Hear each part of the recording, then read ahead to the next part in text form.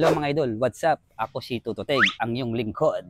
So gusto ko lang mag-share mga idol kung paano maglagay ng music background sa atin mga video gamit ang CapCut. Katulad nito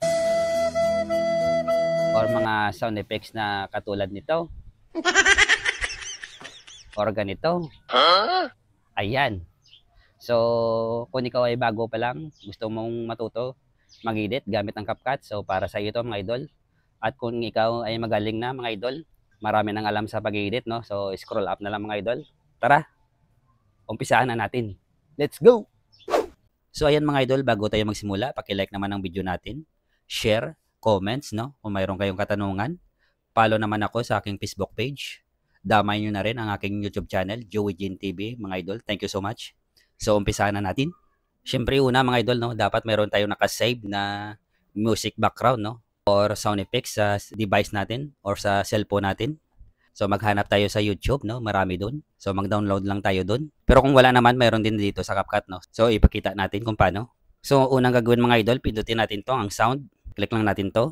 Tapos yan mga idol, kung wala kayong may na-save, no, or na-download, so maghanap lang kayo dito ng gusto nyong music background or sound effects, no. At pwede rin kayo mag-search dito mga idol. So ayan, kung mayroon kayong nakasave idol, no, sa inyong cellphone. So click nyo lang ito mga idol, pindutin nyo yan. Ayan. Tapos pindutin nyo lang tong device. So ayan mga idol, hanapin lang natin ang music na gusto natin ilagay sa video natin. Pindutin lang ito mga idol para mag-playback. At kung nahanap nyo na ang sound na gusto nyo mga idol, so click nyo lang ito. So ayan mga idol, nandito na siya. So, ang next na gagawin nyo, idol, ay ipantay nyo lang siya, no? Tulad nito, dito sa akin, no? Dito.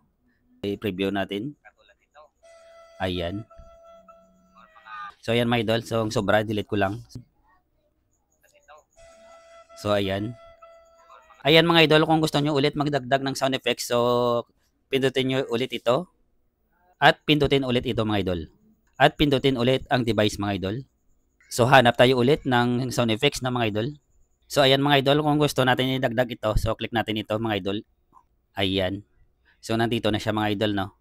Pangalawang sound effects. Ayan. So, ayan mga idol, no? Paano kung ang gusto nating i-add na music background or sound effects ay nasa video, no? At hindi siya MP3. So, ito ang gagawin natin mga idol, no? Una, usog lang natin tong video, no, sa pinaka-last. Tapos, pindutin natin to ang plus button mga idol. Tapos piliin lang natin ang sound effects, no, na naka-video, no. So click lang natin ito. Pindutin lang natin ang add. So ayan idol, nandito na yung sound effects, no, pero naka-video. Pindutin lang natin to para mag-highlight ang video. Tapos hanapin natin ang extract audio. So ayan mga idol, pag nahanap nyo na ang extract audio, so pindutin lamang ito at hintayin mag-loading. Ayan. So i-delete na natin tong video, hindi na to kailangan, no. So click natin para mag-highlight at saka i-delete. So ayan mga idol, may music background na tayo katulad nito. Ayan. So, hold lang natin to. At i-drag papunta sa video natin. So, play natin.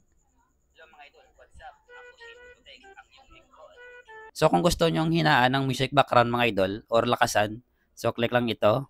At pindutin natin ang volume mga idol. So, slide lang natin idol kung pahinaan natin o palakasan natin, no. Tapos, i-check nyo lang mga idol, no. Pindutin lang ang check sa ilalim. So, ayan na mga idol. Thank you so much. So, ito na siya mga idol. Kung okay na, pwede nyo na itong i-export.